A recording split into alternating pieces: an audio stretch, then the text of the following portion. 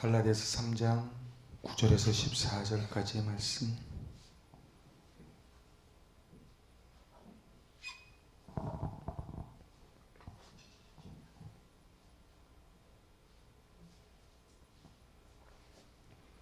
우리 받들어 봉독합니다.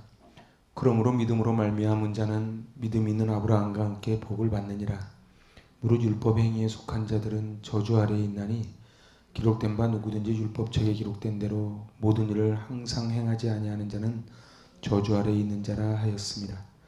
또 하나님 앞에서 아무도 율법으로 말미암아 의롭게 되지 못할 것이 분명하니 이는 의인은 믿음으로 살리라 하였습니다. 율법은 믿음에서 난 것이 아니니 율법을 행하는 자는 그 가운데서 살리라 하였느니라. 그리스도께서 우리를 위하여 저주를 받은 바 되사 율법의 저주에서 우리를 속량하셨으니 기록된 바 나무에 달린 자마다 저주 아래에 있는 자라 하였습니다. 이는 그리스도 예수 안에서 아브라함의 복이 이방인에게 미치게 하고 또 우리로 하여금 믿음으로 말미암아 성령의 약속을 받게 하려 함이라. 아멘. 할렐루야. 우리 지난주에는 어리석도다 갈라디아 사람들아 이러면서 사도 바울이 굉장히 강한 어조로 이 갈라디아 사람들이 거짓 교사들한테 흔들리는 모습 앞에 굉장히 분노를 합니다. 이제 오늘은 이 기독교 진리 중에 가장 중요한 기본적인 진리입니다. 한번 같이 따라해 보실래요? 믿음입니까? 행위입니까? 믿음입니까? 행위입니까? 그게 이제 오늘 설교 제목이에요. 믿음입니까? 행위입니까?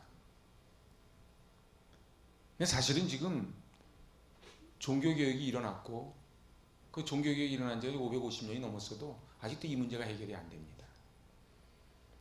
결국은 신앙은 뭐냐? 관계입니다.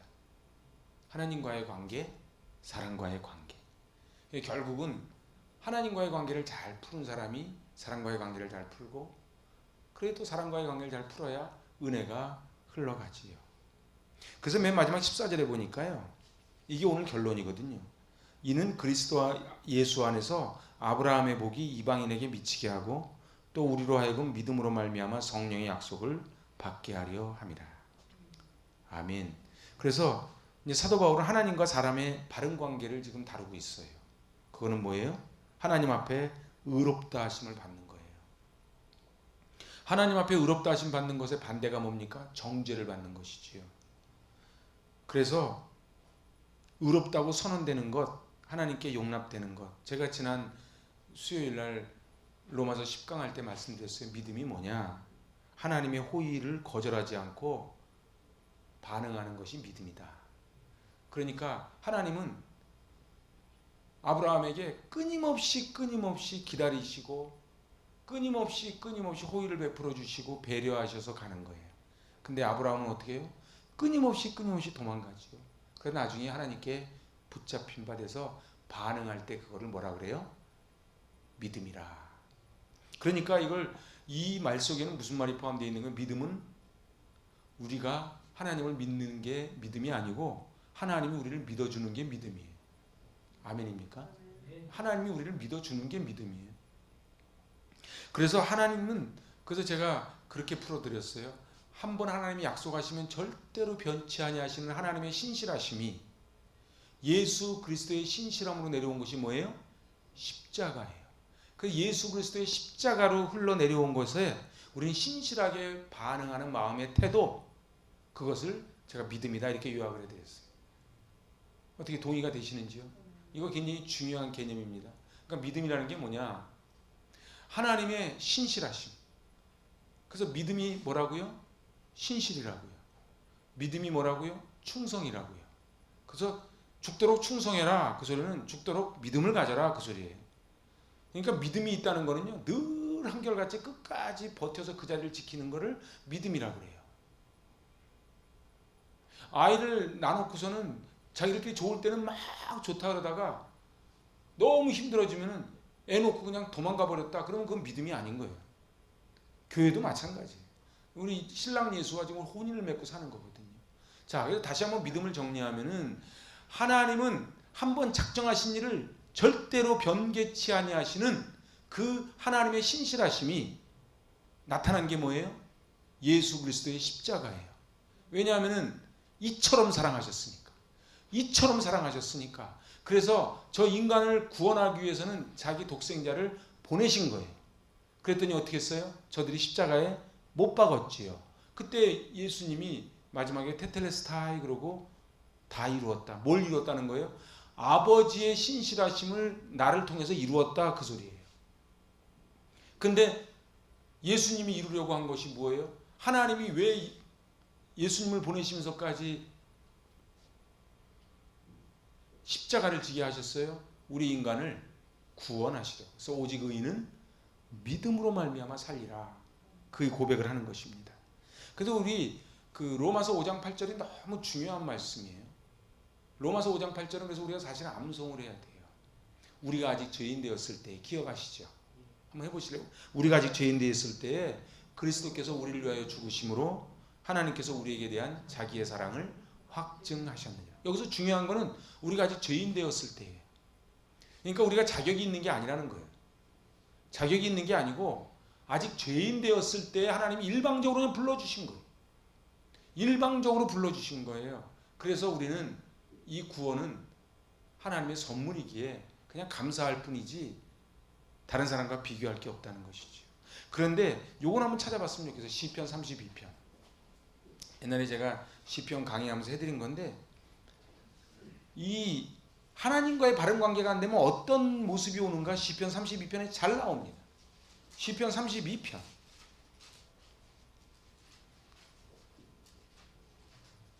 이제 6절까지만 읽습니다. 1절에서 6절까지. 허물의 사함을 받고 자신의 죄가 가려진 자는 복이 있도다. 마음에 간사함이 없고 여호와께 정죄를 당하지 아니하는 자는 복이 있도다. 내가 입을 열지 아니할 때에 종일 신음함으로 내 뼈가 쇠하였도다. 주의 손이 주야로 나를 누르시오니 내 진액이 빠져서 여름 가뭄에 마름같이 되었나이다 셀라. 내가 이르기를 내 허물을 여호와께 자복하리라 하고 주께 내 죄를 아뢰고 내 죄악을 숨기지 아니하였더니 곧 주께서 내 죄악을 사하셨나이다 셀라. 6절이 중요해요. 이로 말미암아 모든 경건한 자는 주를 만날 기회를 얻어서 주께 기도할지라 진실로 홍수가 범람할지라도 그에게 미치지 못하리로다. 아멘. 그러니까 허물의 사함을 받고 자기의 죄가 가려진 자가 복이 있대요. 그러니까 우리는 죄가 없는 게 아니라 가려진 거예요. 그냥 이건 뭐예요? 하나님이 그냥 못 본 척 해주시는 거예요. 마음에 간사함이 없고 여호와께 정죄를 당하지 않는 자가. 사단은 뭐예요? 우리를 정죄해요. 니까 짓게 뭘 하냐고. 근데 우리 하나님 우리를 정죄하지 않는다는 거예요. 3절에 보니까 이 죄를 지은 자, 하나님과의 관계가 깨진 자의 상태가 나와요. 입을 열지 아니할 때 종일 신음함으로 내 뼈가 쇠하였도다. 여러분들 의사 선생님들 얘기 들어보면요, 진짜로 건강이 안 좋아지면 이 뼈가 마른다는 거예요. 뼈에서 모든 피도 나오고 다 나오지 않습니까? 근데 뼈가 쇠하다. 뼈가 쇠하다. 그래서 나중에 4절에 보니까 4절 다시 읽어봐요. 주의 손이 주야로 나를 누르시오니 내 진액이 빠져서 여름 가뭄에 마름같이 되었나이다. 그래서 이제 어떻게 해요? 그래서 결국은 5절에 내 허물을 여호와께 자복하리라. 자, 보세요. 우리는 의인이 없어요. 다 죄인이에요. 근데 차이가 뭐예요? 회개한 죄인이 있고 회개 안 한 죄인만 있을 뿐이에요. 그런데 자기가 뼈가 다 말라버리는, 그래서 진액이 다 여름 가뭄에 마름같이 되었는데, 쩍쩍 갈라진 논만같이 되었는데 하나님께 자복을 하니까, 하나님께 자복하니까 내 죄악을 숨기지 않고 자복하니까 어떻게 됐어요? 곧 주께서 내 죄악을 사하셨나이다. 아멘. 그러니까 잘 보세요. 우리가 우리의 죄를 자복하기만 하면은 하나님은 미쁘시고 의로우사 곧 자복과 동시에 우리 죄를 사하여 주시는 줄로 믿습니다. 근데 흉터가 남아요. 흉터가 남아요. 그죠? 우리 애네 다친 자식 보면은 지금은 안 아파도 흉터가 있어요. 근데 사단은 자꾸 흉터를 들이대는 거예요.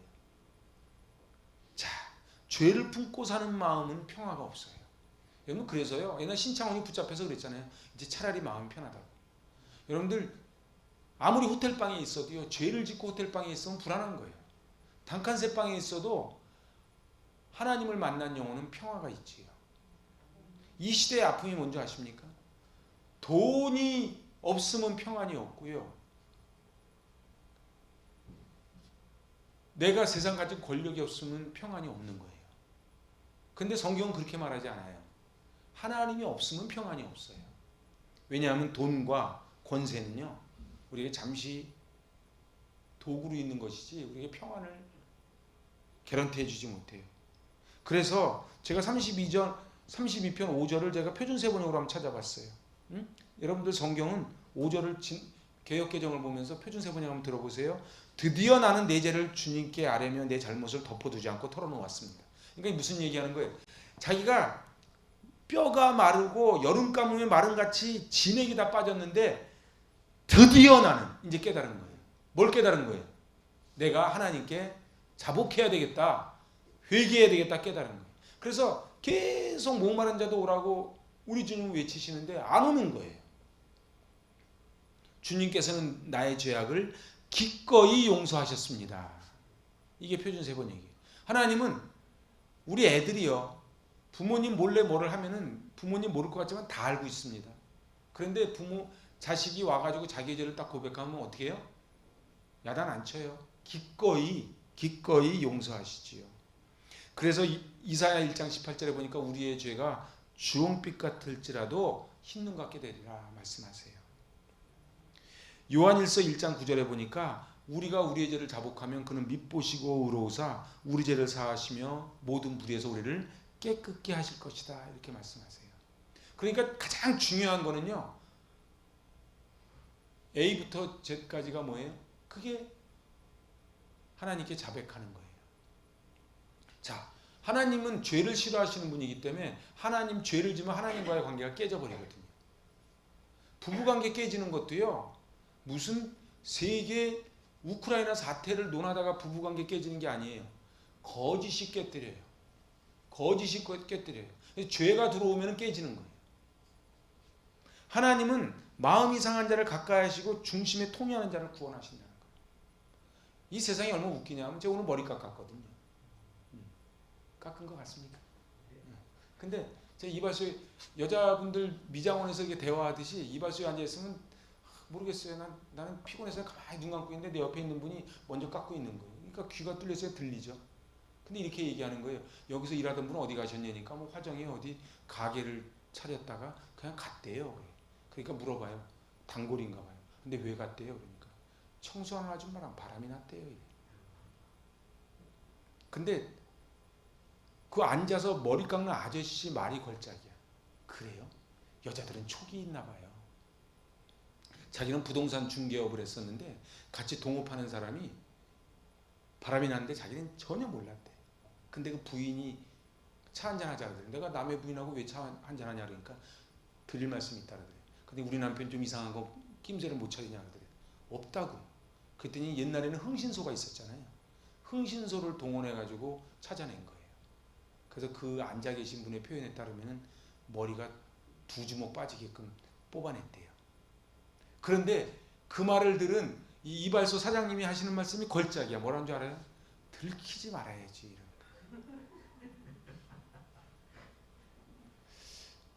제가 이제 옆에서 그 얘기를 듣고 있다가, 그러니까 죄를 진 게 문제가 아니고 들킨 게 문제라는 거예요. 그러니까 안 들키면은 괜찮다는 거예요. 이사야 55장 1절에 보면은 하나님과의 바른 관계를 맺지 못하고 헤매는 인간들을 향해 하나님이 간곡하게 하시는 말씀이 이사야 55장입니다. 한번 보실래요?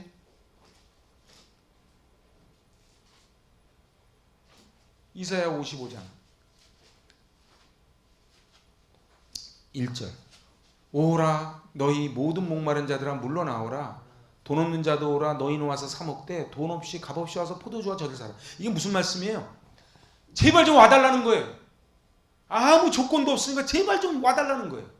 그 2절 읽어봐요. 너희가 어찌하여 양식이 아닌 것을 위하여 은을 달아주며 배부르게 하지 못할 것을 위하여 수고하느냐. 내게 듣고 들을지어다. 그리하면 너희가 좋은 것을 먹을 것이며 너희 자신들이 기름진 것으로 즐거움을 얻으리라.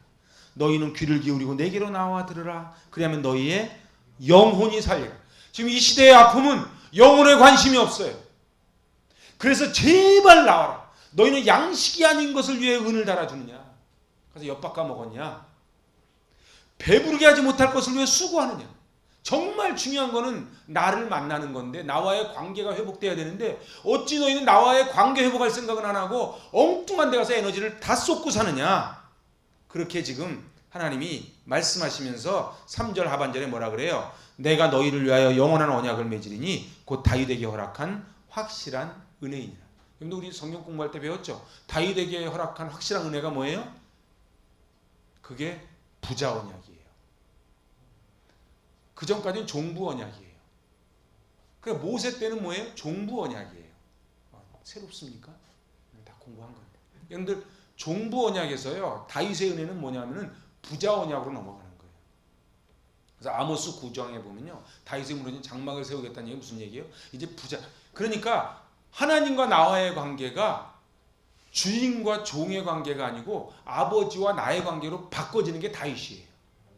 그래서 다윗의 은혜. 그러니까 뭐라고? 내가 너희를 위하여 영원한 언약. 이제는 한번 1년 계약, 2년 계약이 아닌 종신형 계약을 맺는 거예요. 왜요? 아버지랑 아들이 종신이지. 그러니까 너희는 여호와를 만날 만한 때에 찾으라. 그게 6절이에요. 너희는 여호와를 만날 만한 때에 찾으라. 가까이 계실 때에 그를 부르라. 그래서 7절 같이 읽어봐요. 악인은 그의 길을 불의한 자는 그의 생각을 버리고 여호와께로 돌아오라. 그리하면 그가 긍휼히 여기시리라. 우리 하나님께로 돌아오라. 그가 너그럽게 용서하시리라. 계속 돌아오라는 거예요. 아무리 하나님과 대적관계가 있을지라도 하나님이 하나님 앞에 나오기만 하면은, 그래서 하나님의 호의와 기다리심과 배려에 대해서 반응하기만 하면은 하나님은 아브라함을 복 주듯이 복을 주신다는 거예요.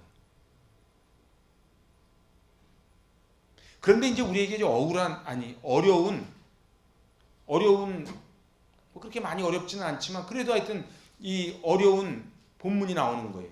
그래서 그 11절 갈라디아서 3장 11절 12절이에요. 이게 좀 본문 약간 좀 까다로운데 그 3장 갈라디아서 3장 11절 12절 같이 읽어봅시다.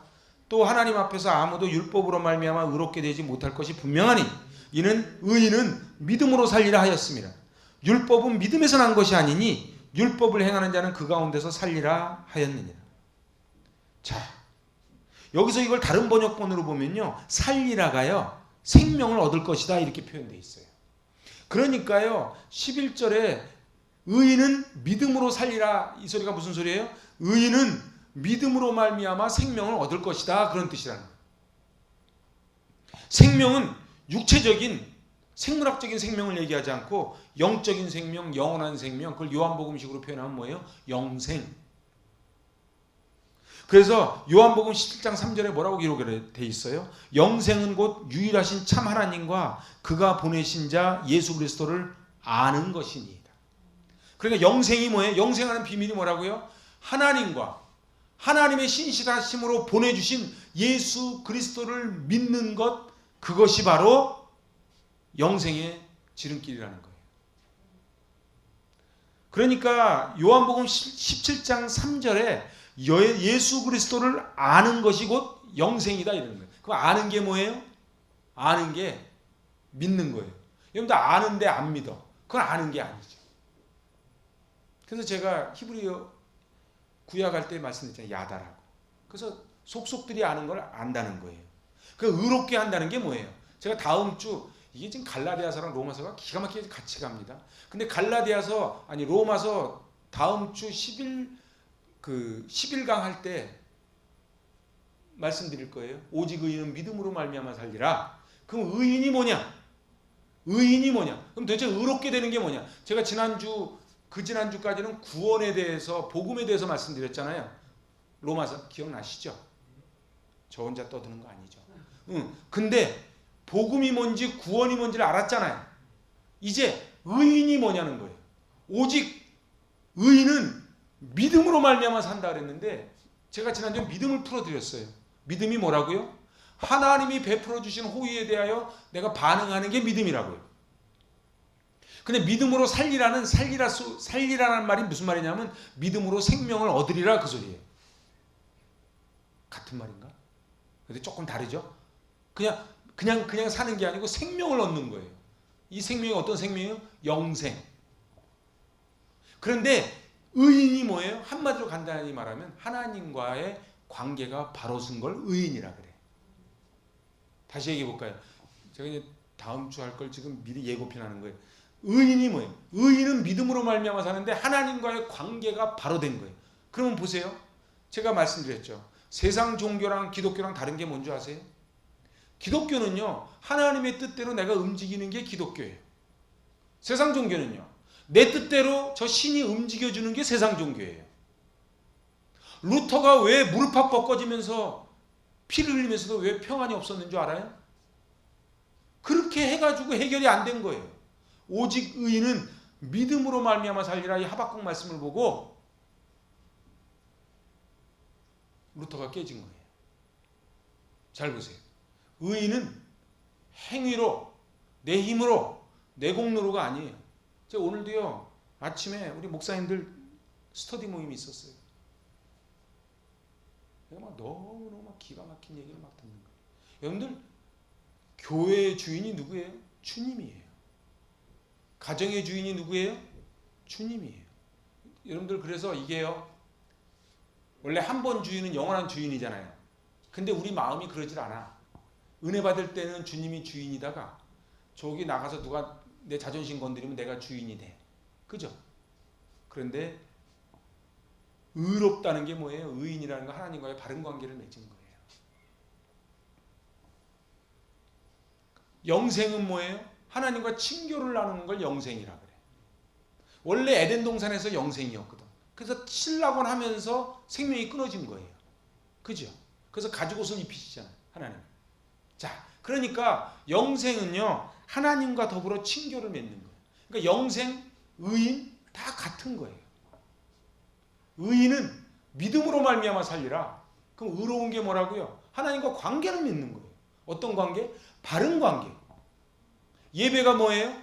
크리크 조정하는 거예요. 예배는요, 내가요 세상 속에 이렇게 있던 내 마음이 하나님께서 다시 한번 정리를 한번 하는 게 예배예요. 그래서 예배가 생명입니다. 아멘 안 한다. 예배가 생명입니다. 근데 사단은요, 자꾸 예배를 못 드리게 해요. 한번 가만히 보여요. 내 믿음이요, 노란불이 왔는지 파란불인지를 아는 방법은 간단해요.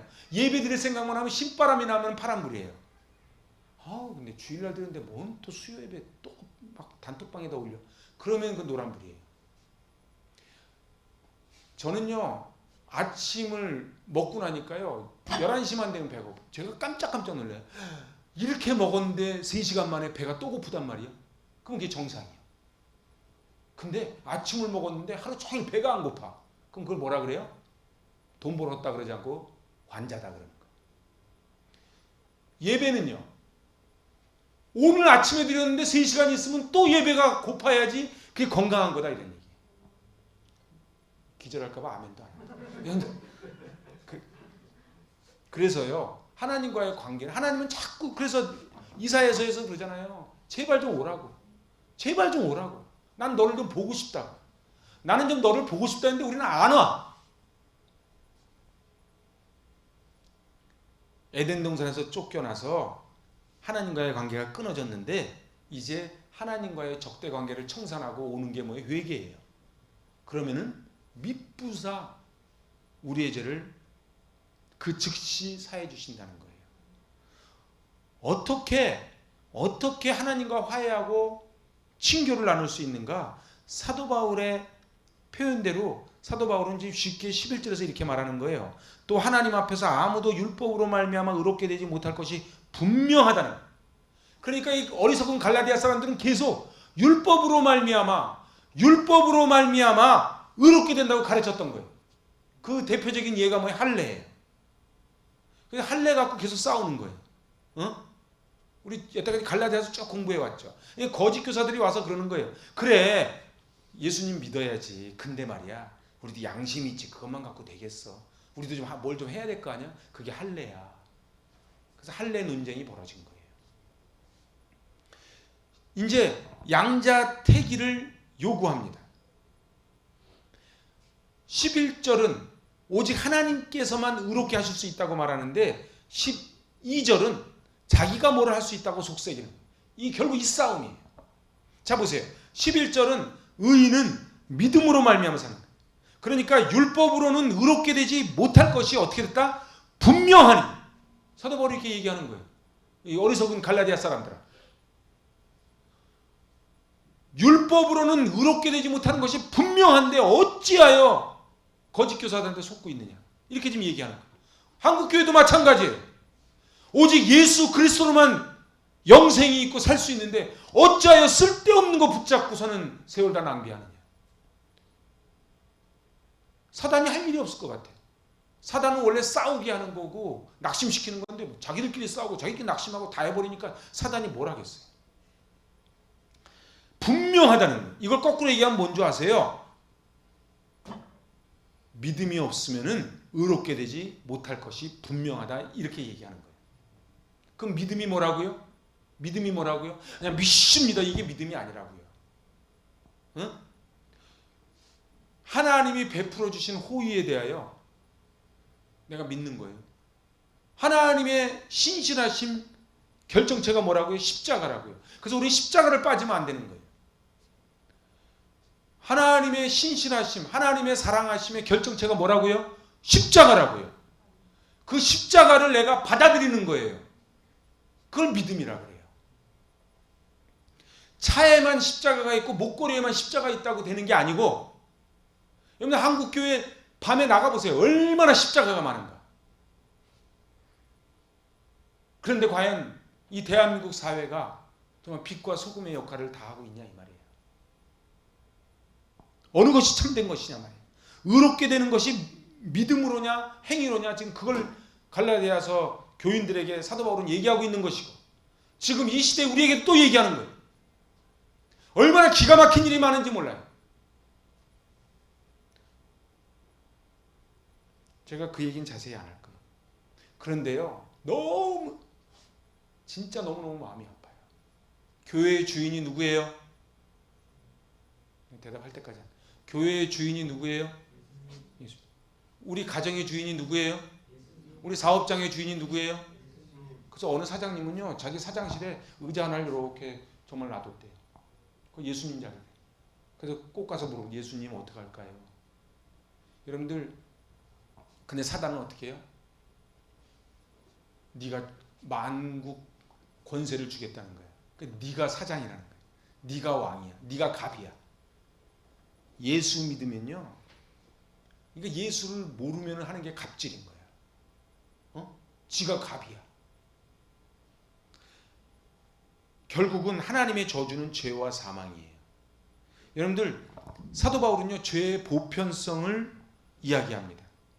어느 누구도 예외 없이 저 빈부귀천을 막론하고 죄는 예외 없이 지배하는 거예요. 그 세상에 의인이 없다, 이게 선언을 한 거예요. 이게 뭐예요? 이게 절망 선언이에요. 여러분들, 그래서 제가 그랬죠. 낙심은요, 또 하나의 교만이라니까요. 내가 낙심을 한다는 뜻은 뭐예요? 내가 원래 이 정도 대접받아야 마땅하다고 생각할 때 그만큼 안 되니까 오는 게 낙심 아닙니까? 그죠? 공부 안 한 애가 9등급 받는데 왜 낙심이 오겠어요? 응? 유대인과 이방인 사이에 차별이 없는데, 난 로마서에 나와 헬라인에게나 유대인에게나. 그래서 사도 요한은 죄를 뭐라고 표현하냐면 불법이라고 표현해요. 불법. 그래서요, 왜 교회 바깥의 죄의 기준과 교회 안에서 죄의 기준이 달라요. 그러니까 아까 거기 이발소에서처럼 걸리질 말았어야지. 걸리면 죄라 그래. 그건 세상이에요. 그런데 우리는요, 율법, 내가 무엇인가를 하면은 살리라 12절. 그럼 이걸 죄라 그래요. 그러면은 하지 말란 뜻이에요? 아니에요. 종업원 같이 살지 말라는 거예요. 종업원은 어떻게 해요? 아우, 내가 이거 해가지고 꼭 월급 이렇게 받아야 되나? 아우, 사장이 나한테 갑질하는데 내가 견뎌야지. 이건 종업원이라고. 아들은요, 자기가 다 물려받을 거니까 수당 안 줘도 군말이 없어. 여러분들, 문 닫는 시간에 갔을 때 웃으면은 주인이고요, 인상 쓰면 종업원이에요. 주인 입장에서는요, 월세도 내야 되고 다 내야 되는데 손님 오니까 반가운 거야. 종업원은요, 나 퇴근하려고 그러는데 주책맞게 들어온 거야. 여러분들 주인으로 사십니까? 종업원으로 사십니까? 제가 요새 교회만 오면 꼭 하는 게 있어요. 청소기 비우고 그거 하고 뭐 이런 거 쭉 돌면서 해요. 제가 인상 쓰고 안 해요. 오늘 쓰레기통도 너무 신바람 나는 거예요. 여러분들 똑같은 일도요. 놀러 간다 생각하면 신바람 나는 거고 출장이다 생각하면 힘든 거예요.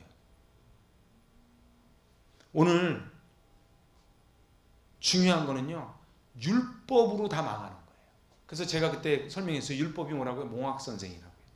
율법이 초등교사라고. 그죠? 그러니까 로마 시대 때 그 주인집 아들을 가르쳤던 노예 있잖아, 노예. 그게 율법이야. 율법이 필요해요, 안 필요해요? 필요하죠. 그래서 몽학 선생이야. 장님을 인도하는 몽학 선생. 초등교사. 근데 이 아들이 커가지고 이제 딱 됐어. 그럼 옛날 노예로 가는 거예요.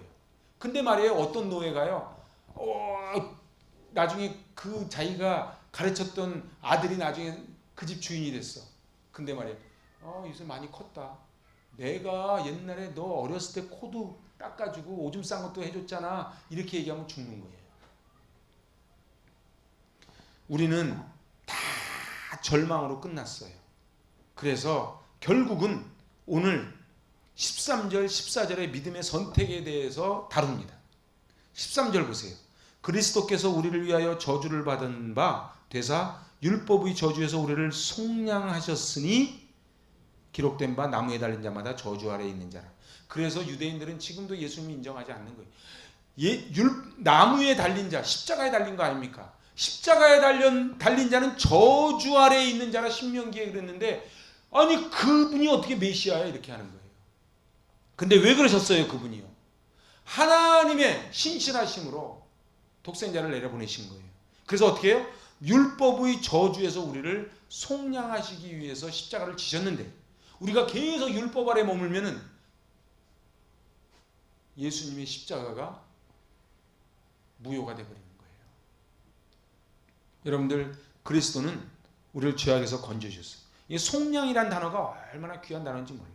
그래서 이 13절에서 말하는 이 저주가 여기 10절에서 말하는 이 저주와 같은 의미예요. 같은 의미예요. 결국 주님은 저주를 받으심으로 우리를 속량하신 거예요. 그러니까 은혜가 놀랍지 않습니까? 우리 주님은 죄를 안 지으신 분이 아니고 죄를 경험하신 적이 없으신 분인데 내 죄 때문에 저주를 받으신 거예요. 나무에 달린 자마다 저주를 받을지. 저주를 짊어지셨어요. 그래서 나중에 십자가에서 뭐라 그러셨어요? 엘리 엘리 라마 사박다니. 하나님이여 하나님이여 어찌하여 나를 버리셨나이까? 저주를 받으신 거예요. 결국은 우리 주님은 흠이 없는 분이에요. 그래서 성막 공부할 때 보면 어린 양을 잡잖아요. 그래서 죄를 전가하잖아요. 그러면 그 어린 양이 무슨 죄가 있냐고요? 내 죄를 덮어 쓰는 것이지요. 그러니까 누구 때문에 무서운 저주를 받았냐는 거예요. 내 죄 때문에 저주를 받았다는 거예요. 그러면 이 은혜를 정말로 받으면 매일 이 은혜로 살지 않겠어요? 누가 내가 지금 부도나게 생겼는데 누가 와가지고 나한테 10억을 자기 있던 전재산 10억을 다 줘버렸어. 고맙지 않겠어요? 그 사람 이사 간다면 막 이삿짐 날라주지 않겠어요? 그렇게 해서 하는 거를 섬김이라 그러는 거지. 이삿짐을 날라줘야지 빚을 갚아준다 해서 하는 게 아니라는 뜻이에요. 이삿짐을 날라주니까 그 공로로 내 빚을 갚아준다는 게 그게 공로주의예요. 내가 천주교 장례한 거 가보고 깜짝 놀랐다니까요. 얼마나 열심히 하는지 몰라요. 그제 언니가 말씀드렸죠. 중앙일보에 칼럼이 났더라고. 일산에 어떤 사람이 천주교에서 교회로 옮겨갔대. 왜 옮겨갔냐 그러니까 자기는 천주교 사람들이 그 장례 났을 때 해주는 걸 보고 너무 감동했다는 거예요. 근데요 엄밀히 따지면요 천주교 공로주의로 하는 천주교보다요 받은 은혜로 하는 우리가 훨씬 더 잘 사랑하고 잘 섬기는 게 맞지요? 그죠? 근데 왜 안 해요? 이미 받아놓은 거라서 그래요? 그래서 제가 칭의, 성화, 영화 이렇게 제가 말씀드렸어요. 정말로 여기 하나만 찾아봐요. 디모데전서 1장 15절.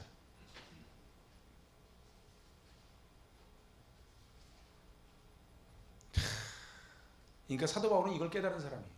자, 디모데전서 1장 15절. 시작. 미쁘다 모든 사람이 받을 만한 이 말이여 그리스도 예수께서 죄인을 구원하시려고 세상에 임하셨다 하였도다. 죄인 중에 내가 괴수니라. 왜? 뭐예요? 그래서 제가 그 믿음 설명하는 게 여기 다 나오는 거예요. 16절에요. 예수 그리스도께서 내가 먼저 일체 오래 참으심을 보이사 후에 주를 믿어 영생 얻은 자들에게 본이 되게 하려 하심이라. 그래서 하나님이 우리를 끝까지 참고 기다려 주신 거예요. 오늘 나를, 돈을 믿고 권력을 믿고 나를 믿는 데서 예수 그리스도를 믿는 믿음으로 바뀌어야 되는 거예요. 사도 바울은 이걸 깨달았기 때문에 자기의 모든 걸 배설물로 여긴다는 거예요. 왜 한국교회는 어렵냐? 건물이 없어서가 아니에요. 교인이 없어서가 아니에요. 전부 나중심이라서 그래요. 내가 중요해. 그래서 내 마음 상하면은 예수 뭐가 없어. 그런데 여기에 주인은 누구라고요? 아니 어떤 종업원이요. 종업원들끼리 싸워. 그러면서 종업원, 내가 얼마나 큰 종업원인 줄 알아? 그 이쪽 종업원 막 싸워. 그 주인이 시끄럽다. 둘 다 나가라. 그래. 그러지 않겠어요? 제가 지금 가능한 한 자극적인 표현 안 쓰면서 제가 부드럽게 얘기하려고 무지하게 애를 쓰는 겁니다. 오늘 이 14절이 마지막이에요. 기가 막힙니다. 시작. 이는 그리스도 예수 안에서 아브라함의 복이 이방인에게 미치게 하고 또 우리로 하여금 믿음으로 말미암아 성령의 약속을 받게 하려 함이라. 그러니까 왜 나무에 달렸느냐? 아브라함의 복이 이방인에게 미치게 하시려고 저주를 받고 십자가 나무에 달리셨다 이런 뜻이에요. 정말 은혜가 안 됩니까? 우리의 구원을 위해 하나님께서 독생자를 보내신 거예요. 그래서 엔 크리스토스예요. 그리스도 안에서. 어떤 분이 그러시더라고. 교회는요, 날마다 이 십자가가 선포가 돼야 돼요. 근데 이제 십자가가 선포가 안 되는 거예요. 그럼 어떻게 하면 우아하게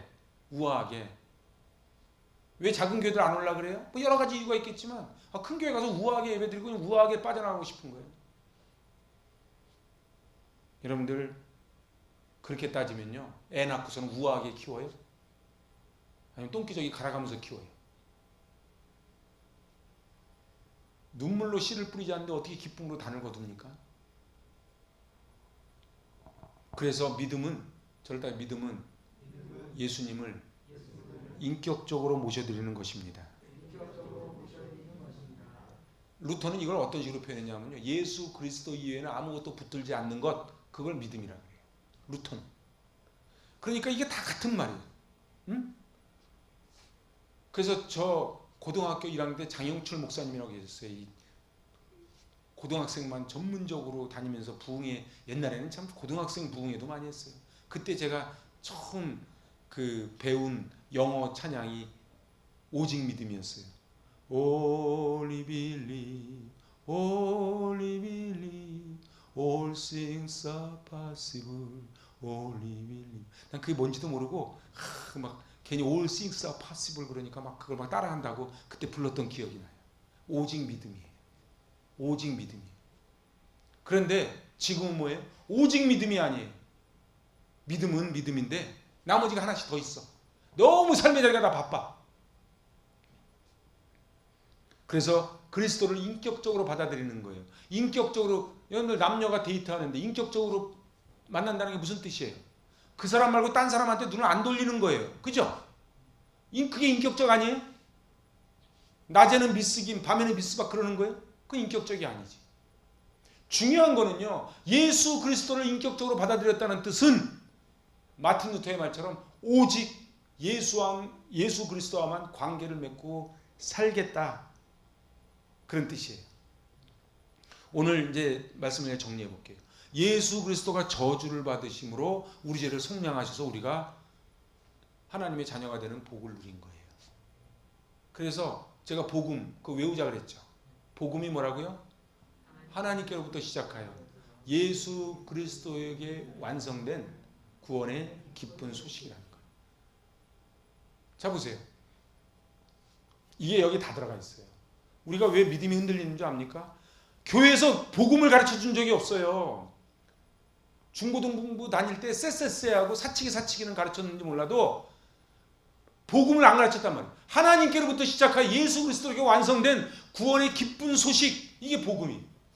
그리고 그 복음이 뭐라? 로마서에서 능력이라. 능력이 뭐라? 다이너마이트라. 여러분 능력이 다이너마이트인데 다이너마이트가 터졌는데 아무 반응이 없어. 그럴 수 있는 거예요? 석상 가봐요. 다이너마이트 터뜨리면 다 피하라고 그러죠. 그죠? 그러니까 우리 예수 믿는 사람이 한 사람이 나타나면 다 사단의 머리를 그냥 박살내는 게 다이너마이트거든요. 근데 막 앉아가지고 다음 주에 또 나와야 되나 막 이러고 앉았는데 거기서 무슨 전쟁이 되겠어요? 응? 내가 오늘 목사님들 모였을 때 그랬어요. 내가 이제 깨닫는 게 있습니다. 인원이 몇 명 모였냐가 중요한 것이 아니고 그 사람들이 정말 예수님의 제자가 돼서 모인 사람이 몇 명이냐가 중요한 겁니다. 내가 그렇게 얘기했어요. 아닌가? 제가 이렇게 얘기했다고. 제가 그걸 이 바보가 이제 깨달았다고요. 근데 미사리 어디에는 한 주에 100명이 새 신자가 온대. 나는 아니 이 인원도 내 머리 아픈데 그 한 주에 100명씩은 어떻게 감당하는 거예요 그거? 그분이 6개 드시나? 제가 볼 때는요. 복음을 잡아야 돼요. 복음을 잡아야 돼요. 교회는요. 복음을 잡아야 돼요. 딴 거 자랑하면 안 돼요. 하다 보니까는 인원이 많아져서 건물은 질 수 있죠. 당연히. 전 그게 안 좋다는 게 아니에요. 왜 건물을 짓냐는 거예요. 많은 사람이 모여서 다이너마이트 폭발을 하기 위해서 건물이 필요한 거지. 그잖아요. 축복이 뭐예요? 아브라함의 축복이에요. 제가 로마서 할 때 창세기 15장 6절 말씀드렸어요. 아브라함이 여호와를 믿으니 여호와께서 이를 그의 의로 여기셨다. 그래서 말씀드렸어요.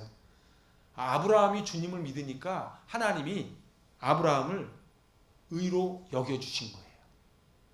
우리는요? 우리는 좀 믿음이 있는 것 같습니까? 목사가 믿음이 있는 것 같습니까? 그러지 않아요. 그래서 제가 지난주에 말씀드렸어요. All lady, not but yes이에요. 이미와 아직 사이에 팽팽 외줄타기 긴장을 하고 가는 게 신앙생활이에요. 이미 이루었다는도 아닌 거예요. 포기할 것도 아니에요. 우리는 이미 얻은 구원이지만 아직 오지 않은 하늘나라를 향해서 걸어가는 게 그게 신앙생활이죠. 오늘 제가 정말 중요한 얘기 많이 했어요. 이제 제가 말씀 정리할게요. 오늘 이거 짧은 절이지만은 여기에서 왜 사도 바울이 어리석은 이 바보 멍충이들아 왜 그랬겠어요?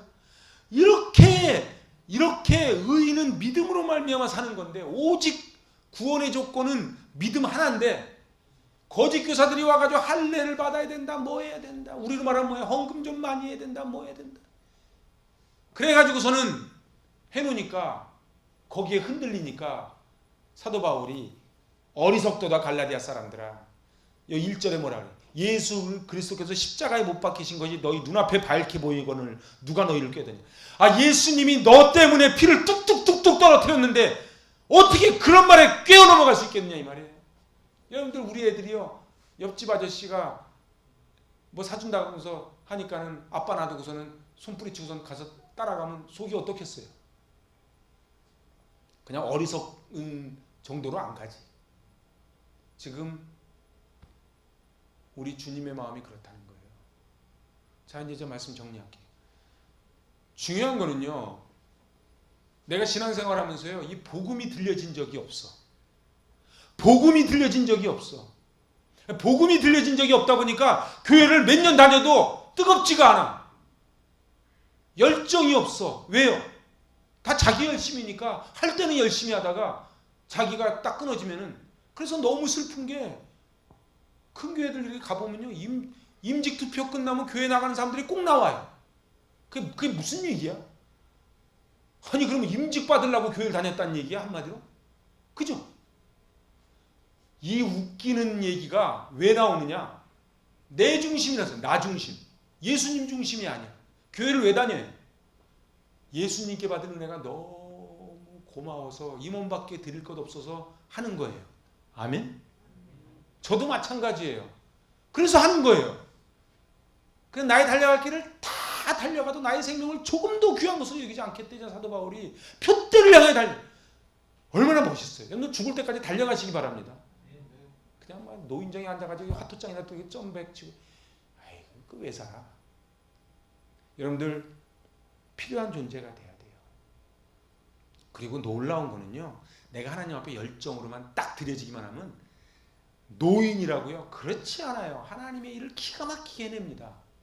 아무리 젊은이도요. 근데 요엘서 얘기잖아. 늙은이가 꿈을 꿀 거라고.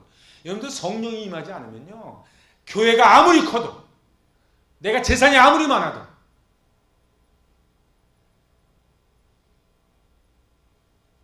죽을 때 다 할 거예요. 돈 자랑, 권력 자랑 그거 할 거 못 되는 거예요. 돈과 권력, 내 지식은 내가 살아가면서 하나님 나라를 위해서 살기 위해서 필요한 것뿐이에요. 오늘 저는 부활절을 지나고 이 로마서, 아마 모르긴 몰라도 로마서 하면서 은혜 제일 많이 받는 게 저일 거예요. 여러분들은 로마서 한 5번 정도 들어야지 제가 받은 은혜만큼 받을까? 저는요 그 로마서 그냥 준비하는 거 아닙니다. 제가 그 PPT 그 60페이지짜리 그냥 하는 게 아니에요. 근데 제가 왜 그렇게 하느냐? 여기 몇 명 안 앉아 있는데 하나님 앞에 저의 진행을 쏟아 드리는 거예요. 저의 진행을 쏟아 다 드리면은 제 꿈은 나중에 20년 30년 지난 다음에 요 애들이 커가지고 언젠가 이 로마서 말씀을 듣고, 그때 제가 있을지 없을지 모르는데 하늘나라 갔을지도 모르는데 딱 듣고 은혜 받아가지고 변화가 될 수 있다면 저는 진행을 쏟을 만한 가치가 있다. 제가 그래서 하는 거예요. 정말이에요. 근데 제가요 로마서 하면서 제가 얼마나 은혜를 받는지 몰라요. 복음이 뭔지, 구원이 뭔지, 믿음이 뭔지, 창피하게 목사도 이거 잘 몰랐다니까. 알기는 아는데 이게 낱말로 정리가 안 됐다니까. 근데 정리가 탁 돼가는 거예요. 오늘 여러분들은 왜 사십니까? 오늘 우리는 둘 중에 하나를 선택해야 돼요. 믿음이냐 행위냐. 믿음이냐 행위냐. 이걸 다른 말로 얘기하면 뭔지 아세요? 그러면 아무것도 하지 말란 소리냐? 그게 아니고요. 내가 주인 되냐 우리 주님이 주인 되냐 그 얘기하는 거예요. 여러분 주인이 누굽니까? 내가 주인인지 주님이 주인인지 아는 방법은 간단해요. 다른 사람이 나를 모욕했을 때, 목욕을 확 시켰을 때 내가 확 올라오면 내가 주인이요. 근데 딴 사람이 그렇게 해도 사도 바울처럼 주님만 영광 받으소서 그러면은 주님이 주인이지. 저도 계속 그 훈련하는 거예요. 사랑하는 여러분, 우리 이 금요일 밤에 그런 기도했으면 좋겠어요. 제가 주인이 아니고 뭐 해주세요 뭐 해주세요 이런 기도만 하지 말고 주님이 주인 되게 하여 주시옵소서. 주님이 주인 되게 하여 주시옵소서. 그래서 주님이 주인 되기만 하면 나머지는 우리 주님이 모든 문제를 가장 선한 길로 이끌어 줄 줄로 믿습니다. 기도합니다. 하나님 아버지, 하나님의 은혜로 저희가 여기까지 왔는데 교만하여서 하나님을 모른 채하고 내가 주인 되어 살아갑니다. 복음이 능력인데, 복음이 다이너마이트인데, 이 다이너마이트를 지닌 저희들이 불발탄으로 살아갑니다. 하나님 아버지, 내가 주인 삼은 모든 것 다 내려놓게 하여 주시고 오직 주님만이 나의 주인 되셔서 진정 이 땅을 주님의 나라를 확장을 시키는 데 쓰임받는 사명의 인생 살아가게 하여 주시옵소서. 예수님의 이름으로 감사하며 기도하옵나이다. 아멘.